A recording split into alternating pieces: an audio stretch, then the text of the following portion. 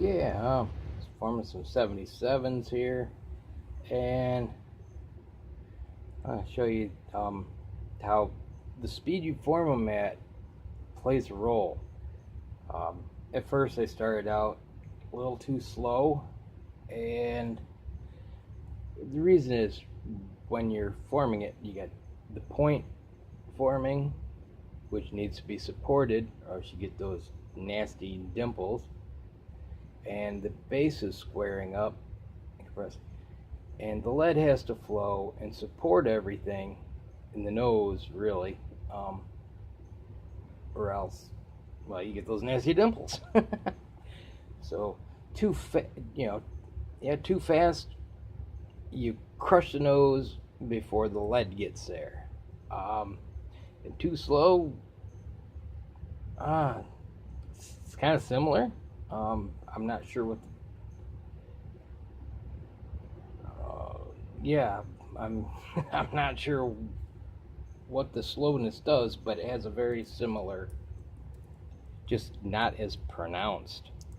Um, these were too slow, and you'll see there's some of that.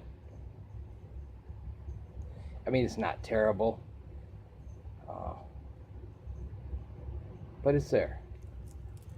And once I got into my my rhythm, these are the worst that I got. Yeah, there's one there that looks kind of rough. That may be where I had to pause. And there's a couple. But the majority came out really nice.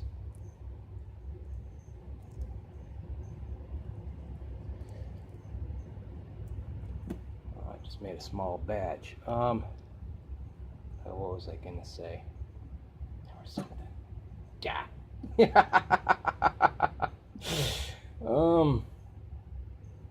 Give me a second here. Oh yeah, these were, well, technically within 4,000ths of each other. They range from 0.925 to 0.928. Not a huge variant, but it is 4,000ths of an inch if you count them all. So, or some in each, so they're still pretty close.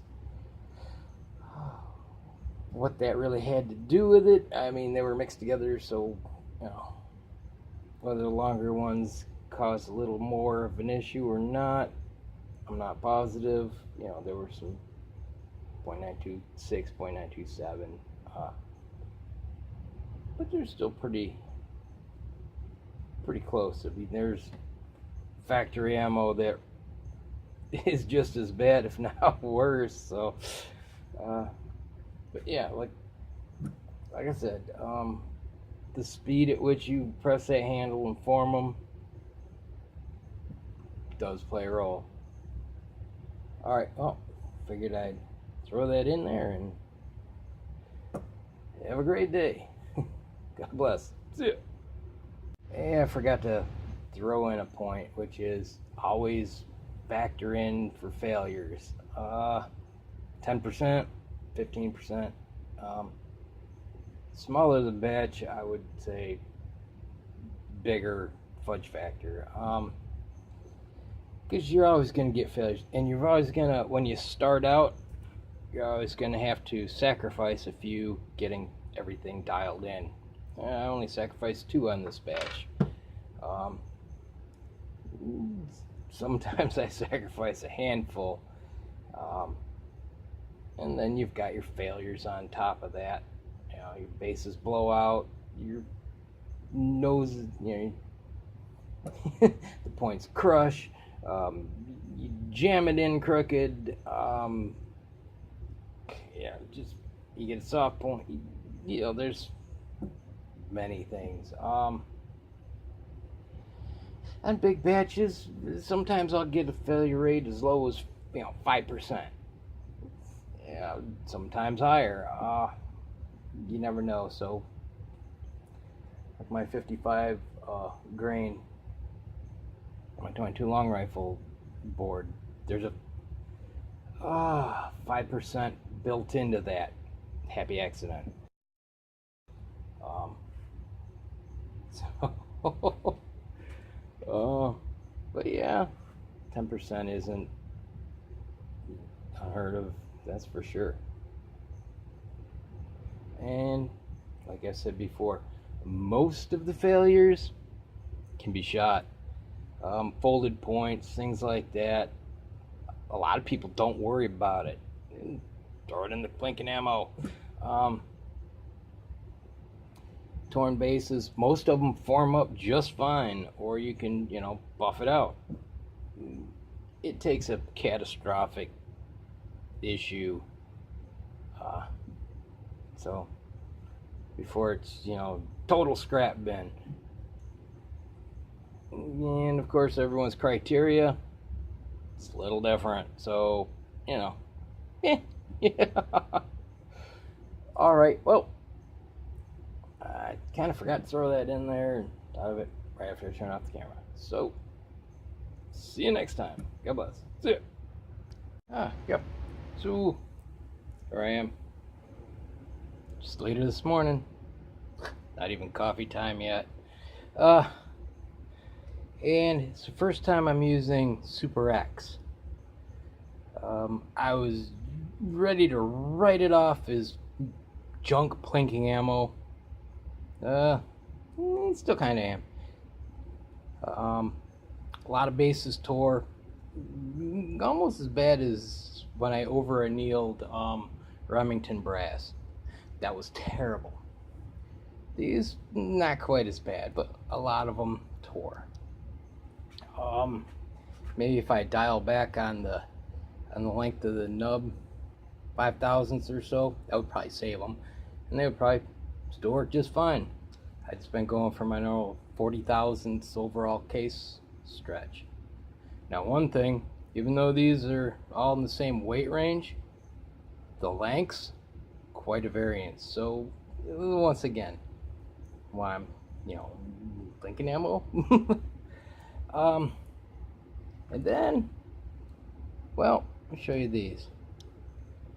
I've talked about how speed matters and stuff, and then I'm starting to get these with these. Okay, is it just the brand? A lot of them tore, blah blah blah. And then, after pumping out a dozen or two,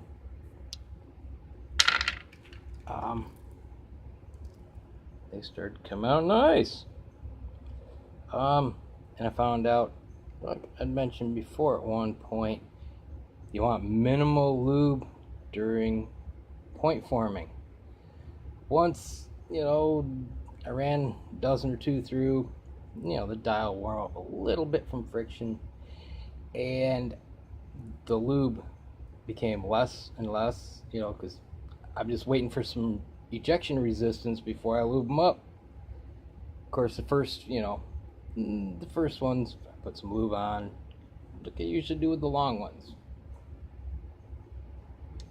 Well, I never ran into ejection resistance, so I kept going, and the less lube, the better they came out.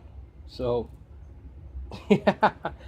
yeah, I was using the same speed, and all things being the same, that's what I'm coming up with, was making the difference. Because at first there's lube on them, and it wore down over the first couple dozen or so, and very touch feet in the die. I mean, it's not a lot of resistance. I'm thinking that, gotta say, everything's got to fill out. I'm thinking is that less lube equals more friction, and it gives it more time for the base to square up and start, pushing the lead forward. That's just my theory, but it makes sense. Instead of lube, it just flows right in. starts forming the point quickly. While there's not a lot of force at the back yet, because you know it's just slipping right in. No. Whether or not that's the real case, but like I said, it makes sense to me. Not that that means anything, but you know. All right.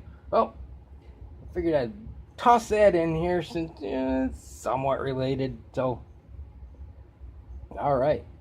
Have a good one. God bless. See you.